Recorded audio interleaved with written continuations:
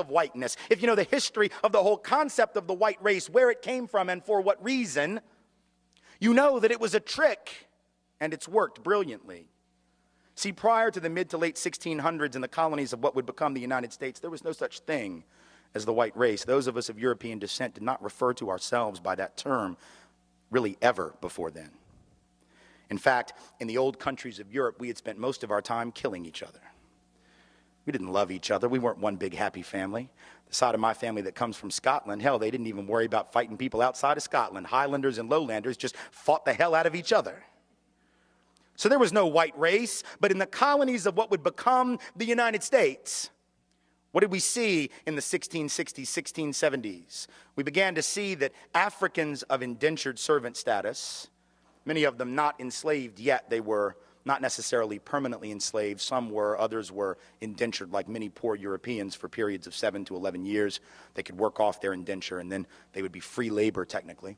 Realized, as did the white indentured servants, the Europeans who hadn't even been called white yet, that they had a lot of things in common, like the fact that they were all getting their clock cleaned by the elite. And so they would get together more than our history books taught us, to foment rebellion against the elite, to try to get a better deal for themselves on the basis of economic necessity and economic justice.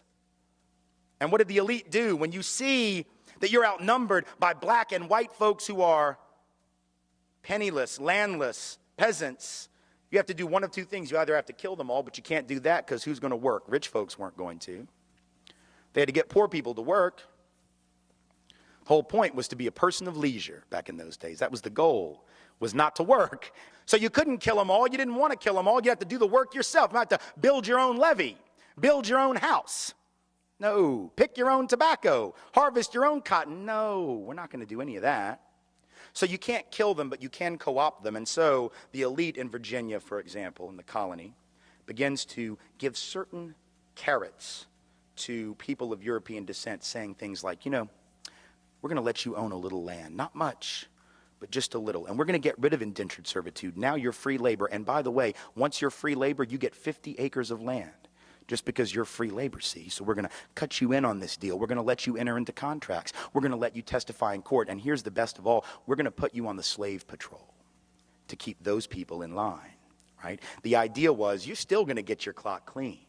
We still don't like you. We still aren't going to really empower you or change your economic subordination, but we're going to make you honorary members of this team, and you're going to help us keep those other people down. And so they got a little taste of power, and it did effectively divide and conquer those coalitions. Those rebellions began to stop almost instantly. Fast forward to the Civil War era, you have rich white folks in the South, where I come from, standing up and openly admitting that the reason they're prepared to secede from the Union, and the only reason they ever articulated publicly, ever, was to maintain and extend slavery and white supremacy not only where it already existed, but into the newly acquired, that is to say, stolen territories from Mexico to the west. That was what they said. Now we lie about it. We say it wasn't about slavery, that it was about states' rights. Yes, the right of the states to keep and maintain slaves, exactly. But back then they had no shame, so they didn't try and cover it up. They openly said it, but once again, the rich didn't want to go do the work. Are you kidding? No. They're going to get poor people to go fight for them. And the poor folks didn't even own slaves. Now think, how do you get poor people who don't even own the shirt on their back, let alone slaves, to go fight to keep your slaves for you?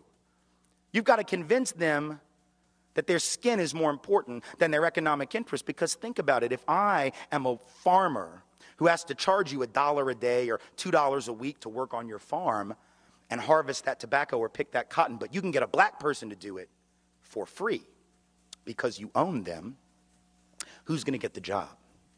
Not me. In other words, slavery actually undermined the wages and the wage base, the economic floor of the typical white working class or low-income person. But they were told, if these people are freed, they're going to take your job. No, fool, they got your job. That's the point. And so at some level, again, working class white people being harmed by white privilege, relatively being advantaged, right? Being given a leg up, being given a membership to the club, but in absolute terms being kept economically subordinated by the very thing that gave them a sense of superiority. How's that for irony? Then in the present era, this hasn't stopped. This is not ancient history. Now we have people running around insisting that we should close the border with Mexico because if we don't, The wages of working class people will continue to fall. The implication being that the only reason workers are paid like crap in this country is because the border is open. But if you believe that, you would actually have to believe that if that border were closed, that all these owners of capital and industry would just say, oh, well, you figured us out. Here, it's a raise. Do we really believe that the only thing keeping bosses from paying people more is the presence of low-wage, medium, semi-skilled labor from south of this artificial border? Is that really what we believe? We know that if that border is closed, it isn't going to be closed to capital. It isn't going to be closed to goods. If you have a border that can be crossed by capital looking for the highest return on investment or goods looking for the highest price, but labor is chained to its country of origin, how is that going to work to the benefit of working people? By definition, it doesn't. By definition, it immiserates the working class. Divide and conquer. But the best example of all, perhaps, in the contemporary era, in the greater New Orleans area after Katrina. Here you have two communities that were the most hard hit. The lower Ninth Ward, mostly black community, 94% African American, about 40% official poverty rate, heavy working class community. And right across the canal, St. Bernard Parish, Chalmette, 95% white, also working class, high levels of poverty, economically very similar. And at the end of the day, in those first few days of September 2005, more similar than they probably would have realized. Because when those levees broke, they all got their stuff jacked. They all got their stuff destroyed. But if you had asked white folks in Chalmette, and I've done it, who was the cause of the problems in the greater New Orleans area prior to that flooding, they would have pointed across that canal at those black folks, wouldn't have called them black folks, and would have said, there, that's the problem. 70% of the white folks in St. Bernard Parish voted for David Duke, white supremacist, neo-Nazi, former head of the largest Ku Klux Klan group in the United States when he ran for governor in 1991. 7 out of 10 gladly voted for him because he was blaming black folks for all of their problems, and they bought it. What's the irony?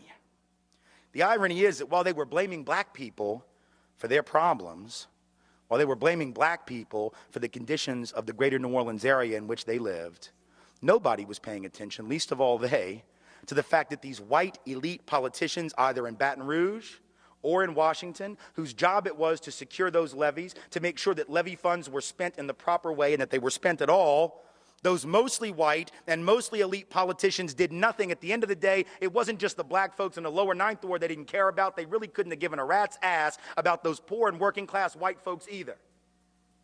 And yet, when the people of Chalmette, people of St. Bernard Parish got back into session, first time they had a city council meeting, parish council meeting after the flooding, the lights aren't even on yet. The water isn't even hooked up. And the first order of business was to pass an ordinance saying that you couldn't rent property in St. Bernard Parish to anyone who wasn't a blood relative. Now, I'll leave it to your imagination as to why you'd want to pass a law. That law had never existed before. But now that it's been emptied out and you don't know who might come back, that's a damn good way to keep black people out, isn't it? Because if you're 95% white to begin with, if you pass an ordinance that says that, that's a great, you can't say no blacks need apply. You can't say no blacks allowed, but that was an ingenious way to get around the law. Now, they got caught. There was a lawsuit threatened and they got rid of the ordinance. But my point in bringing it up is to say, once again, divide and conquer is working. These white folks in Chalmette need to march across that canal and join hands with the black folks who've been sitting there more than willing to work with them for an awful long time and march on Baton Rouge and march on D.C. and march on the Corps of Engineers and recognize their commonality of interest.